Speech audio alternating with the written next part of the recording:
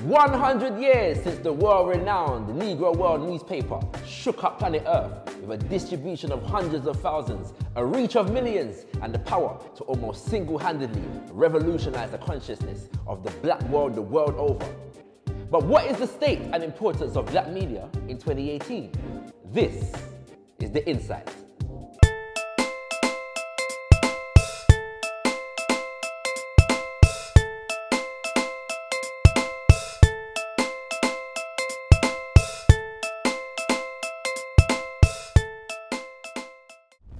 This is Defenders Entertainment.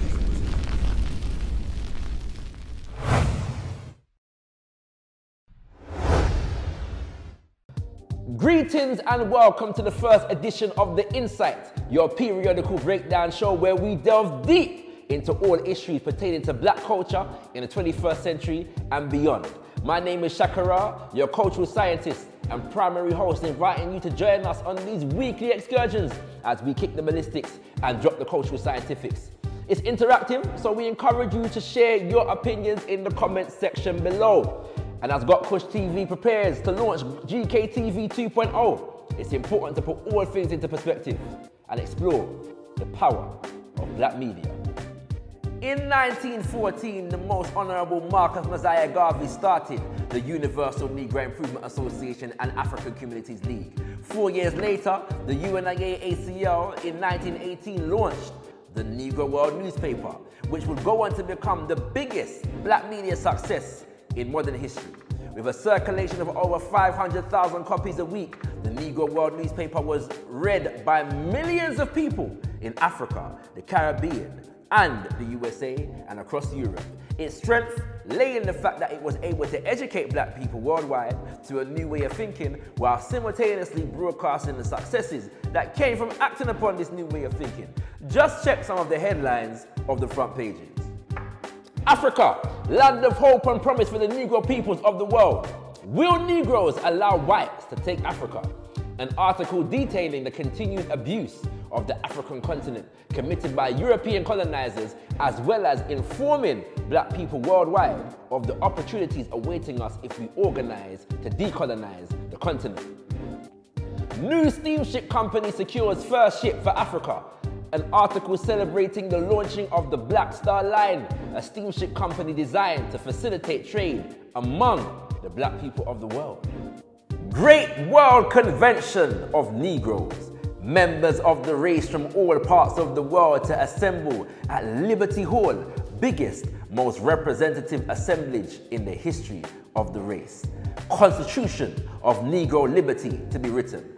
This article previewed the first international convention of the Negro peoples of the world in 1920, at which 25,000 black men, women and children from around the world attended a month-long convention that wrote the Declaration of Rights of the Black Peoples of the World and elected a government in exile to challenge the European domination of Africa. The Negro World carried adverts for black businesses, including a number of UNIA-ACL businesses, which employed over 1,000 black people in Harlem, New York alone. A poetry page, which was central to the development and success of the Harlem Renaissance, and importantly, a women's page, edited by the Honorable Mama Amy Jakes Garvey, entitled Our Women and What They Think. Think about it. At a time before women in Britain and America had the right to vote, a black organization had a weekly newspaper promoting the voice of black women on all issues from domestic affairs to gender, world politics, arts, nation building, and much more. Through the Negro World, black people around the world could learn about the strike of black workers in Trinidad, the fight against lynchings in America, and the exploitation of the Liberian land and people at the hands of the Firestone Rubber Company. The newspaper was published in English, French, and Spanish, making it accessible to a black world formerly divided by those three main colonial languages. As a result, the Negro World letters page basically acted as a chat room, long before the term social media carried any weight.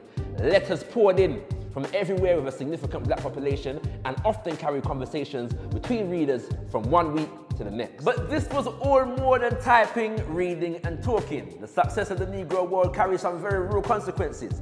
In his book, Race First, The Ideological and Organizational Struggles of Marcus Garvey and the Universal Negro Improvement Association, Baba Tony Martin states, "The Negro world penetrated every area where black folk lived and had regular readers as far as Australia."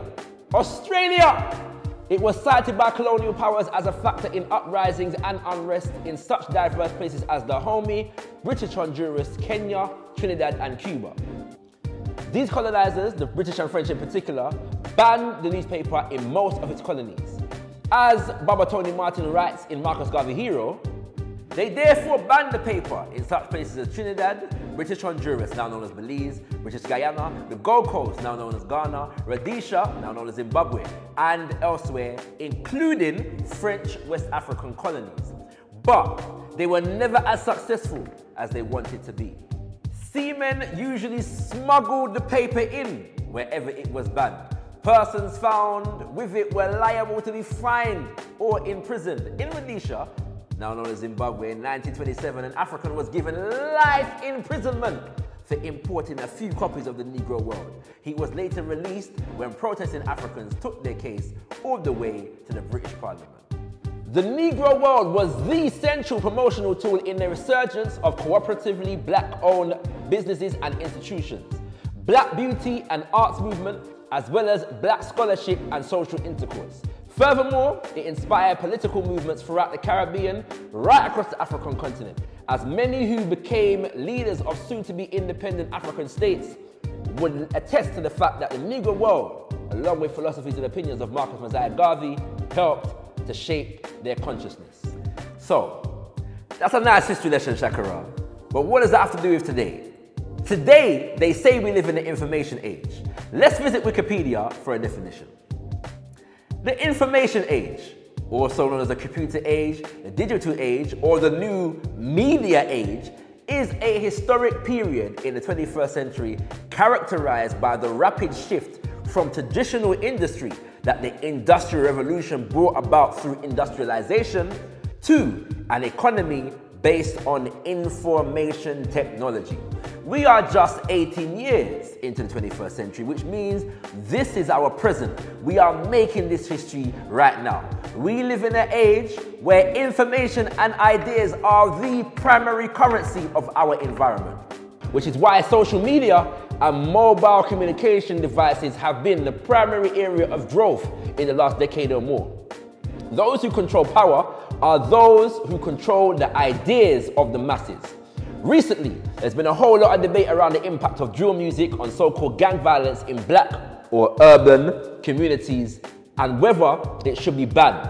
This debate is part of a wider debate concerning negative media portrayals of black people in the mainstream. Solutions to this usually revolve around getting more positive representations in the mainstream. We could delve into what is widely considered positive in these conversations, but that's for another insight. For now, the bigger contradiction is not the fact that we are affected and impacted by the media of others, but that we by and large don't have our own media specifically designed to promote our own ideas. Using music as an example, hip-hop legend Wise Intelligent breaks it down. 1967, Kerner Commission report on urban disorder, when black people said, yo, we're tired of this system. You know what I mean? This system is oppressing us. So we rebelled against the system. We burned things. We said, yo, we had enough. He did his little report on what caused these riots. He said, what caused these riots? He said it was young children who started these riots, and what was motivating them was a high self-esteem and an enhanced racial pride. Fast forward to 1992. Same thing. #1 record on the radio, we had Fight the Power. Fight the Power is on the radio.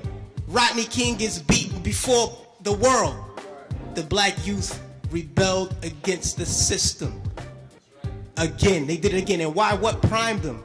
Positive hip hop.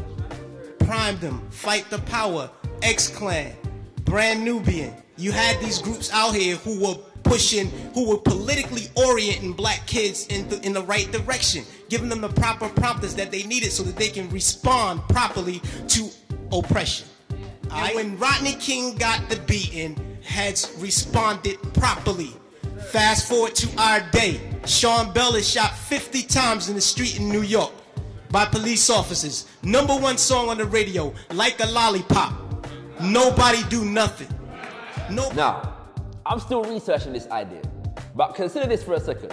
In 2011, the death of Mark Duggan at the hands of the Metropolitan Police saw a backlash from black youth across London and the country at large. This was the first time we had seen a definitive stand against police brutality since Broadwater Farm in 1985, as sparked by the police killing of Cynthia Jarrett. The British media, from newspapers to television, featured this image of Mark Duggan with the story that he had shot at the police.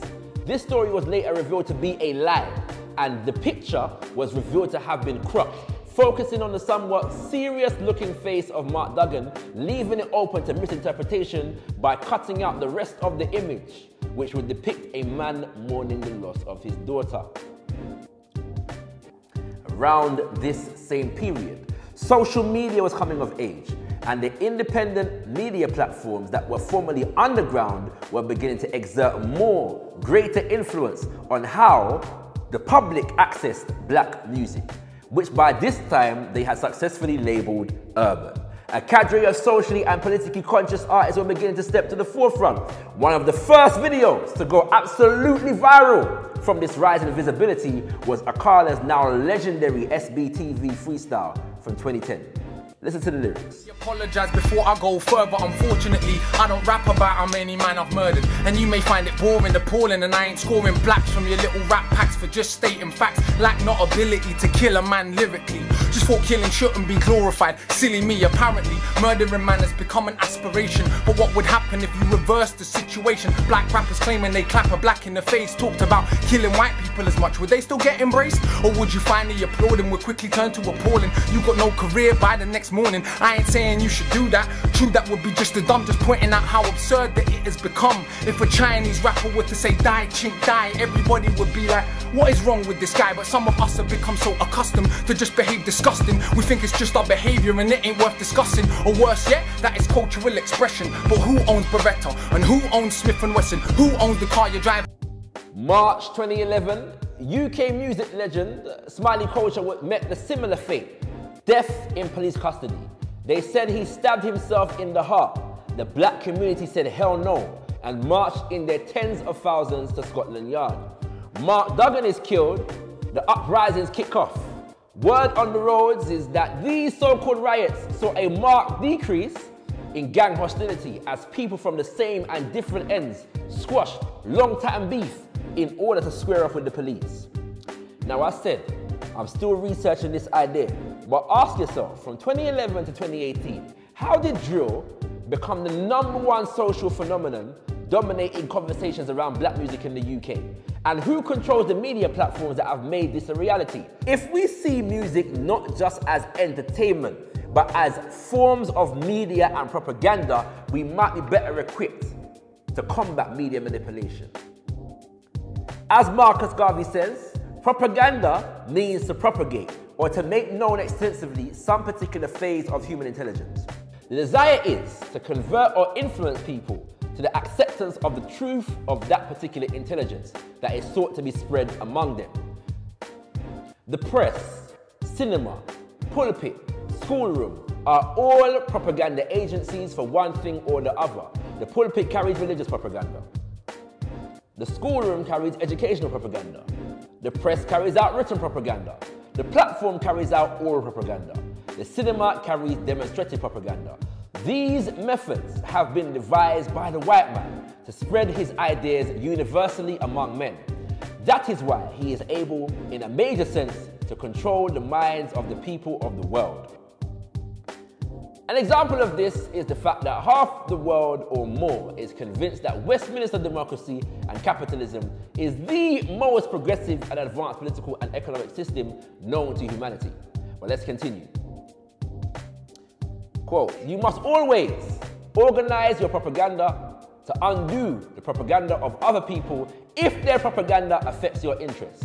When you go to the cinema and you see the glorification of others in the pictures, don't accept it. Don't believe it to be true. Instead, visualize yourself achieving whatever is presented, and if possible, organize your propaganda to that effect. You should always match propaganda with propaganda. Have your own newspapers, your own artists, your own sculptors, your own pulpits, your own platforms. Print your own books and show your own motion pictures. Never accept as yours subjects of another race, but glorify all the good in yourselves. So what's the lesson here? 100 years ago, Marcus Mosiah Garvey mastered the media of his time. Today, we live in the information age, where media carries even more weight than it did then. So as he mastered the media of his time, we must master the media of our time. If each generation out of relative obscurity must discover its mission, fulfill it or betray it, it seems the mission our present day circumstances have set for us is to develop, control and promote information and ideas and imagery that empowers black people and celebrates black culture. It seems the mission is not only to challenge negative stereotypes, but to create a whirlwind of powerful black images and ideas that puts forward who we are and who we want to be to the world. Enter gotKushTV, your #1 conscious black media platform dedicated to promoting black music, black group economics, news, views and reviews from a black perspective. We have set ourselves the task of mastering the media of our time. So the question for you is, what do you need from a black media platform in order for it to serve you? What do black media platforms need to accomplish in order to master the media of our time? And what is your role in seeing this vision become a reality? Those are the questions, and this is the InSight.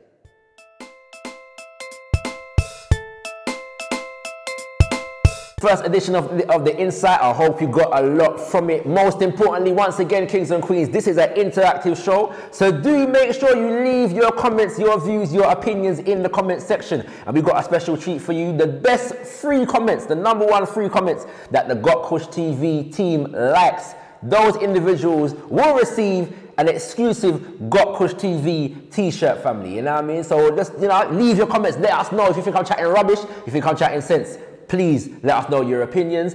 And for everybody, including those who comment, those who don't comment, we want you to do 4 things for us. Firstly, like the video. Secondly, as I've said, comment on the video. Thirdly, subscribe to the channel. Hit that button right down there and that bell.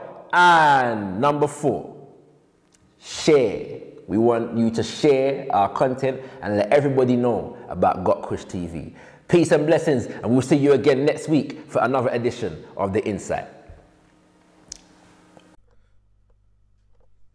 gotKushTV is supported by Better Marketing Mastery, Defenders Entertainment, the Manhood Academy for Boys, Center of Pan-African Thought, Black History Walks, the Al-Kebo Land Revivalist Movement, and Marifa Circle.